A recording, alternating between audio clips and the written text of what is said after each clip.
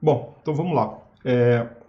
Originalmente o endereço de uma máquina ele era configurado através de um número de 32 bits. Essa foi a ideia original. Então antes tinha um número de 32 bits e eles resolveram cada máquina ter um número diferente para estar comunicando em uma rede, né? Então vamos começar aqui.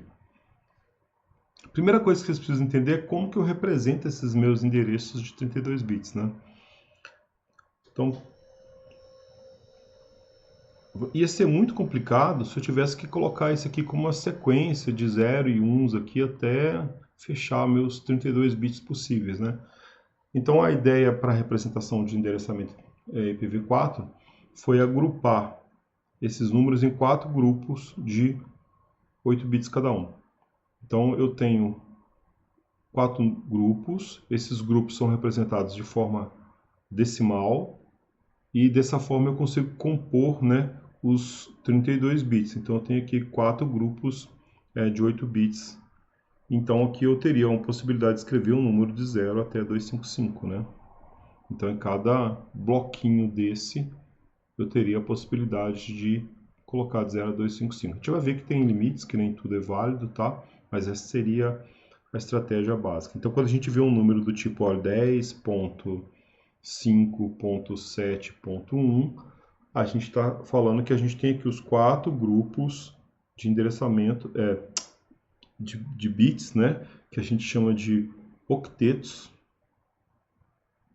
Octetos é exatamente isso, né? Um byte de 8 bits, tá? Então a gente tem aqui os octetos, tá? Então tem o primeiro octeto, o segundo octeto, o terceiro octeto e quarto octeto, que é a forma mais simples, né, de representar esses números. Então é assim que eles criaram originalmente e ficou uma forma fácil, né, de representar tanto por escrita quanto também por fala, né? Imagina você digitar um número binário no telefone, né? Impossível. Bom, só que como que a gente divide esses números? O que que é número válido, o que que não é? O que que coloca computadores dentro da mesma rede ou não coloca, tá? Então, qual que foi a estratégia original dessa divisão? Para ficar mais fácil, eu gosto de fazer o seguinte, eu desenho aqui um círculo. Imagina que isso aqui é o espaço, o universo de todos os 2 elevado a 32 números possíveis, né? Ou seja, todas as combinações possíveis que eu tenho de números com 32 bits, tá? Então a gente tem aqui um número, na realidade, né, uma faixa, né, que vai de 0 e essa faixa vai até 2 elevado a 32 menos 1. Né? Essa é a faixa possível de números que estão aqui dentro desse conjunto. E aí eu posso fazer o seguinte, ó, se eu pensar que eu tenho aqui uma divisão no meio desse conjunto, eu vou ter metade desse conjunto de números que começa com 0 e metade desse conjunto de números que começa com 1. E aí eu quero mostrar para vocês como é que eles chegaram nos conceitos de divisão que eles chamam de classes de endereçamento, tá? Então, vamos colocar aqui, ó, classe, e a gente vai criar uma primeira classe que foi denominada de classe A. O que é endereçamento classe A? São números que começam com o bit mais significativo do primeiro octeto igual a 0. Então, vou colocar aqui do lado, ó, faixa. Então, na realidade, está falando o seguinte, ó, se a gente começar com 0 e independente do resto, ó, que estão os 8 bits, né? Ou seja, essa faixa aqui, ó, 0 qualquer coisa, isso aqui é o que a gente chama de endereçamento classe A. Isso aqui em termos decimais é 0, e esse aqui em termos decimais é 127. Você faz a conta aí, vocês vão ver que isso aqui dá 127, tá? Eu gosto de dar o seguinte macetinho para vocês, ó. Se você olhar para esse número aqui, em termos de potência de 2, né, 1, 2, 4, 8, 16, 32, 64, 128, né? O número que tem tudo em 1, ele é a potência da frente menos 1, né? Ou seja, se eu tivesse esse número aqui, ó, esse aqui é 15. Por quê? Porque se eu imagina o próximo, ó. Opa, fiz errado aqui. O próximo número seria esse, né? 4 zeros e 1 aqui. Esse número aqui é 1, 2, 4, 8, 16. Representa 16 em decimal. Então, o número anterior é 16 menos 1, tá? Então, é mais fácil de vocês memorizarem, se vocês lembrarem dessa dica, né? Como é que eu calculo esse número cheio de 1s aqui? É o próximo da sequência, menos 1, tá? Apenas uma diquinha rápida. Bom, então aqui eu tenho uma primeira faixa, onde originalmente eles criaram o que eles chamaram de endereçamento classe A. Então, eles criaram classe A como endereços que têm o bit mais significativo do primeiro octeto em 0. E essa faixa, mantendo esse cara aqui em 0, vai me dar números que vão de 0 a 127 no primeiro octeto. Isso é um endereço que a gente convencionou chamar de endereçamento classe A. Se você olhar aqui agora, então eu criei aqui metade do conjunto que começa com alguma coisa. E eu poderia fazer o seguinte, eu poderia pegar isso aqui e dividir isso aqui no meio novamente. Aí eu teria um conjunto de números que começam com 0 e teria um conjunto de números que começa com 1. Nos bits mais significativos, né? Ou seja, da mesma forma que eles chamaram isso aqui de endereçamento classe A, isso aqui vai ser denominado de endereçamento classe B. Então, se a gente colocar aqui, ó, classe B, a gente começa necessariamente com 1 e depois tem um 0. E aí depois pode ser qualquer coisa, 1, 2, 3, 4, 5, 6. Ou 1, 0, qualquer coisa. Ó. O último número, tudo em 1 aqui, né? 1, 2, 3, 4, 5, 6. Então, esse número aqui é o primeiro dessa faixa classe B, que é o 128, né? Olha pela potência de 2, vocês vão ver que é o número 128. Esse outro aqui é o último da faixa da classe B. Ele começa com um 0, que é esse quadrante aqui, e o resto em 1, tá? Fazendo aquela continha rápida que a gente aprendeu agora, esse aqui é 128, e esse número aqui, ó, ele é 1, 2, 4, 8, 16, 32, 64. Ou seja, ele é o 63. 8, 9, 10, 11, 6, 7, 8, 9. Esse cara aqui, então, a gente está falando que é o 191 em decimal. Então, o que a gente convencionou chamar de endereçamento classe B é um número que começa necessariamente do primeiro octeto dentro dessa faixa aqui, ó, 128 até 191. Nós vamos ver as restrições que estão em cima disso ainda, tá? Mas é só para a gente começar a entender. Se a gente voltar aqui e pegar esse quadrante agora aqui de baixo e dividir esse quadrante aqui no meio, ó, a gente pode falar que vai ter um conjunto de números que começam com 1, 1, 0 e um conjunto de números que começam com 1, 1, 1. Seguindo a mesma lógica, tá? Então, se eu colocar isso aqui como classe C, o número classe C é um número que começa com 1, 0. E aí não me interessa o que vem aqui depois. Ó. Pode ser tudo 0, ou ele pode começar com 1, 1, 0, e pode ser tudo 1. Esse número aqui é o próximo da sequência. Então, ele é o 192 em decimal. E esse cara aqui, ele é o 192, que é essa parte alta que está aqui, mais 1, 2, 4, 8, 16, 32, ou seja, mais 31. Então, a gente está indo aqui 9, 10, 11, 12, o 223 decimal. Essa faixa é o que a gente convencionou chamar, tá, de classe C. Então, a classe C ela vai no primeiro octeto de 192 a 223. Aqui para frente ainda existem outras divisões, tá? A gente vai abordar isso com mais calma depois, mas na realidade eu posso ainda dar mais uma dividida e a gente vai entender, né? Então esse aqui é o nosso classe C, que isso aqui a gente chama de classe D, e essa parte é uma parte reservada.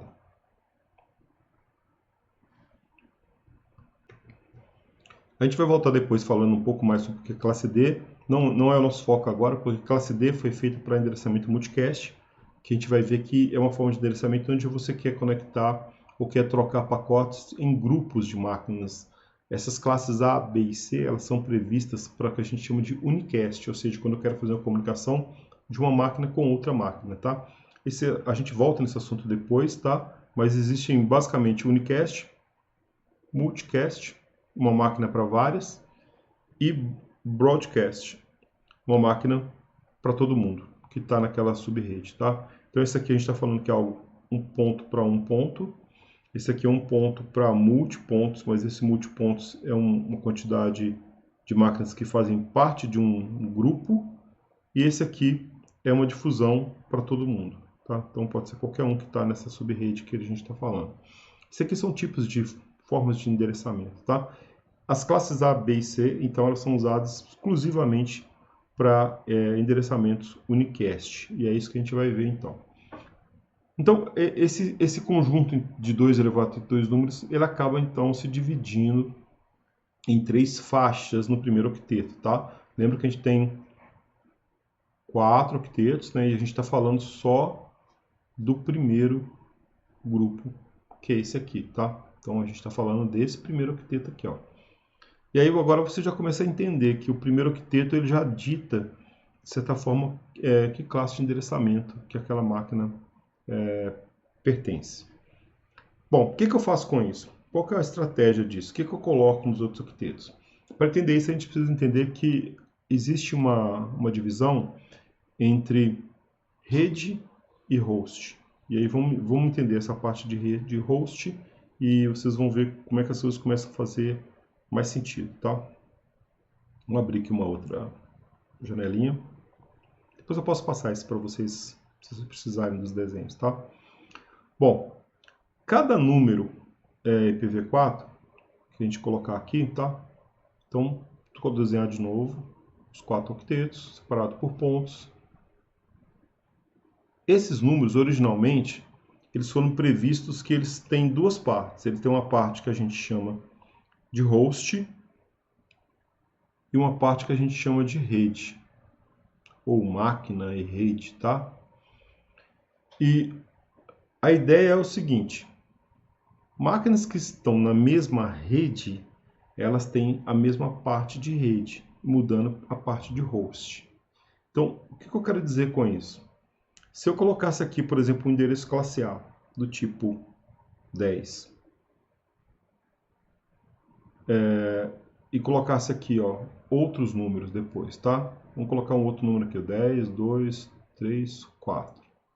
Coloquei 2 números aqui, onde a gente sabe que ele é classe A porque esse aqui está dentro da faixa de 0 a 127. Para a classe A, foi definido que o primeiro byte é um byte de rede. E que os outros bytes, os 3 outros bytes, são bytes de máquinas, tá? De hosts. Então, se eu tenho aqui esses 2 números, e esses 2 números começam com 10, essas 2 máquinas para as quais eu posso usar esses endereçamentos IP aqui, tá? Então, esse tem esse IP1 e esse IP2, elas estão na mesma rede. Porque elas têm o mesmo prefixo de rede, tá? E aí elas vão mudar necessariamente na parte do host. Eu preciso ter parte de host diferente para essas máquinas estarem na mesma rede e não terem um conflito de endereçamento IP. Então, foi criado uma estratégia de fazer isso para cada tipo de classe, tá? Na classe A, a parte de rede, ela acaba aqui, ó, a parte original de rede. Então, essa primeira parte aqui, eu vou desenhar de cor diferente, é o que a gente chama da parte de rede da classe A. Já o restante é a parte de host, ou seja, eu vou usar nos meus endereçamentos de máquina na mesma rede. Para a classe B, esse limiar foi definido aqui, ó. Originalmente ele foi definido no segundo octeto.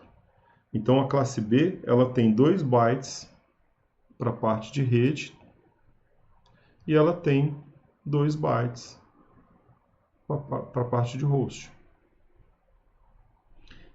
E finalmente, o que a gente chama de classe C, eles quebraram aqui, ó.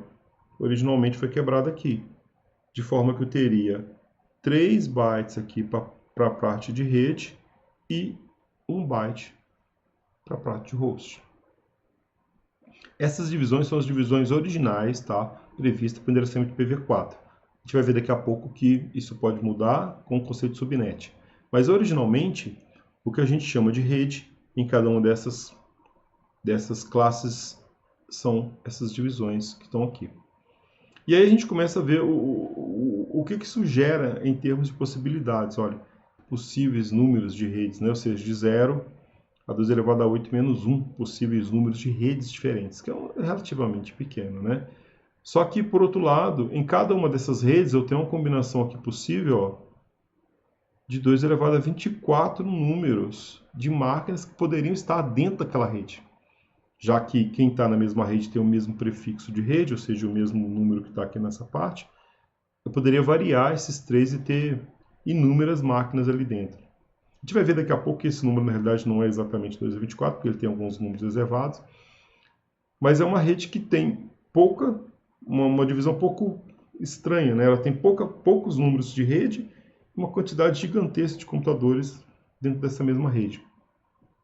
Isso é tão esquisito porque que chega a ser até pouco prático, na realidade, né? Você não vai colocar milhares de computadores numa mesma rede. Provavelmente você vai fazer uma divisão dessa rede de uma forma mais organizada, com menor número de computadores, tá?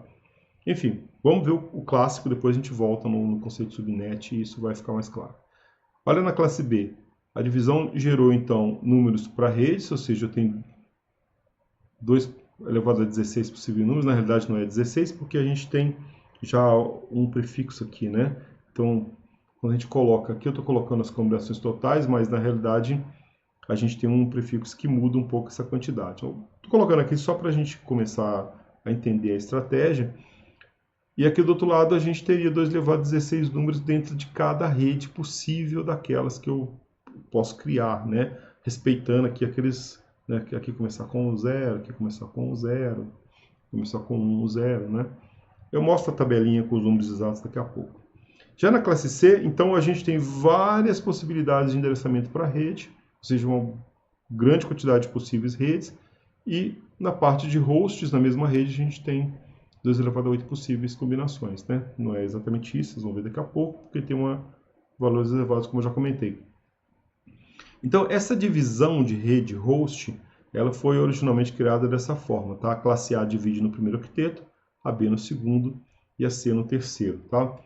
O documento que eu passei tem isso detalhado e tem todas as faixas exatamente quais são as possibilidades, tá?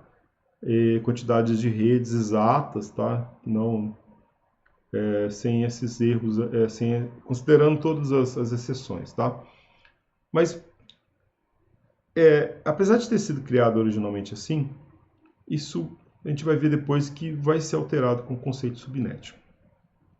E essa divisão que a gente está vendo, ela é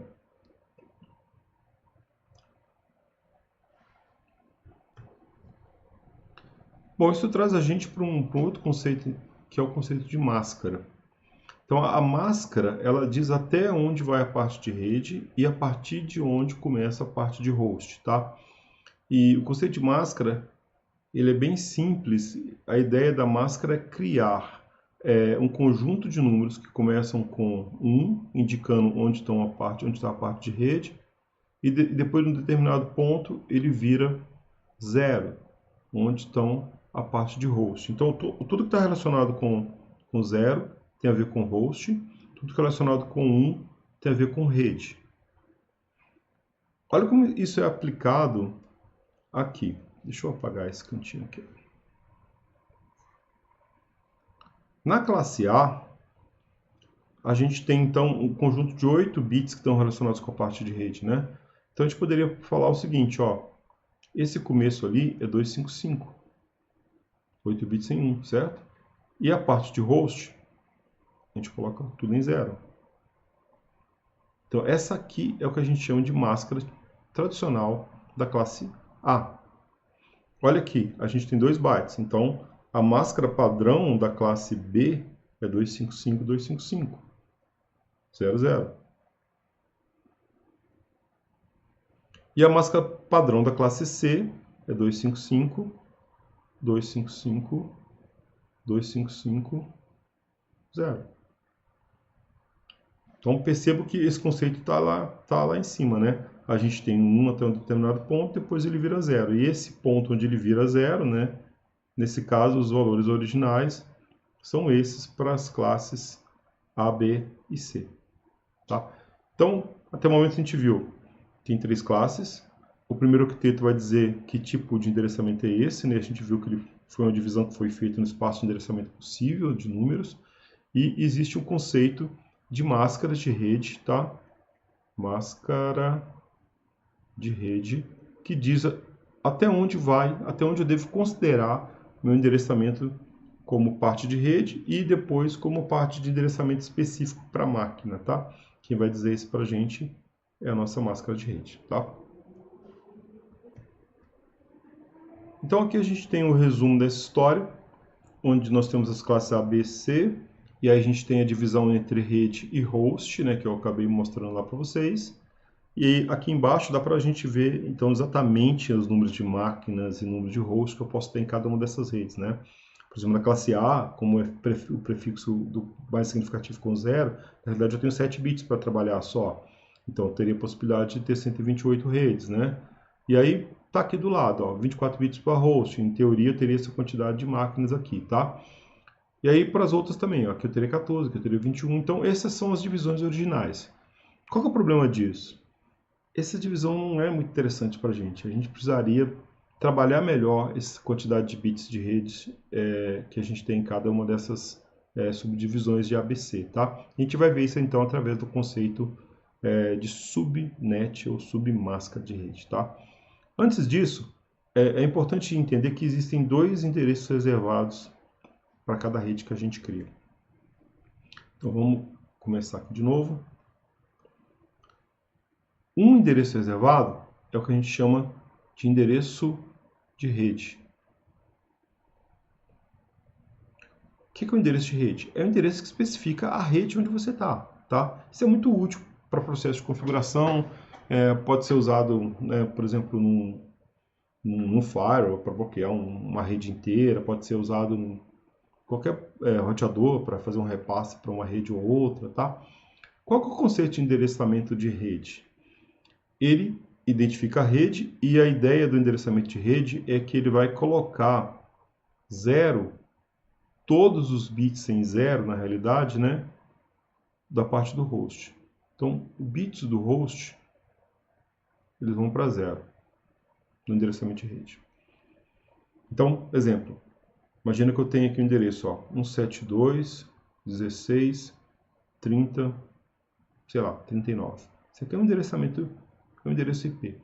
Gente, lembrando, quando eu coloco esses números, eu não posso sair usando qualquer número que existe por aí, tá? Esse aqui é um número que, no fundo, teve lá aquela atribuição do IANA, que chegou no LACNIC, passou para um provedor de acesso e alguém vai te alugar isso ou vender uma faixa de números, tá?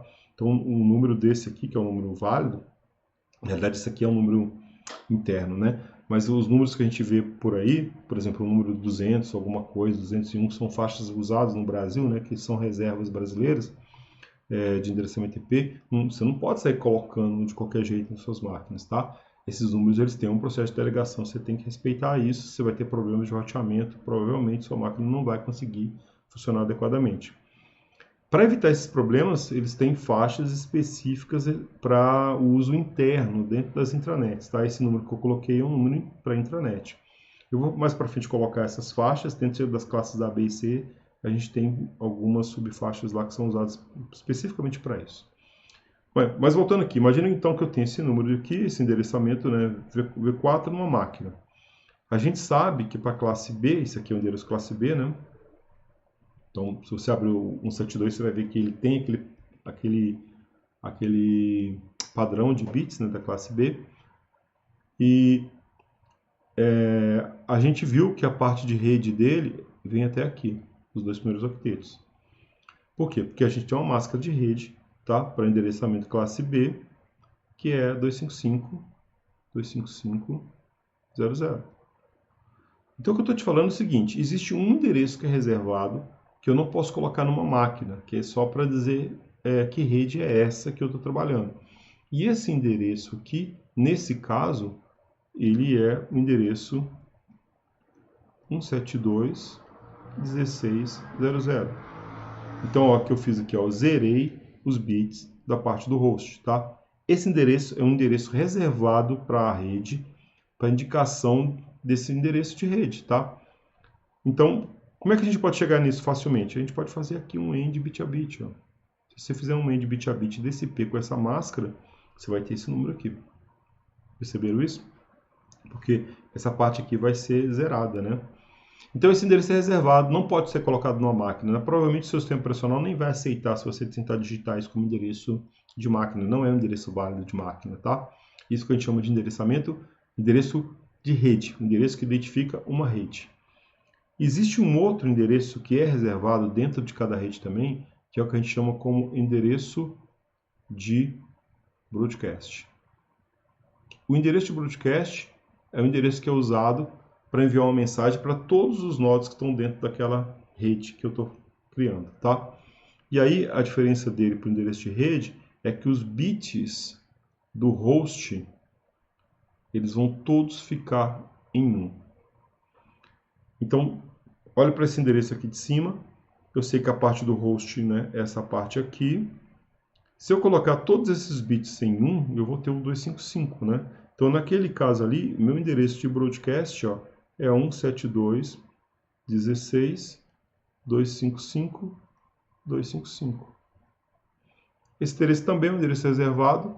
Eu não posso pegar esse endereço e colocar na máquina para endereçá-la para funcionar naquela rede, tá? E ele só serve para indicação de broadcast dentro de uma rede. O broadcast tem um papel importante em cada rede local que a gente cria. A gente vai voltar nisso no futuro também. Mas basicamente você precisa entender isso nesse momento, que toda rede que eu crio, 2 endereços são reservados, tá? O endereço de rede e o endereço de broadcast.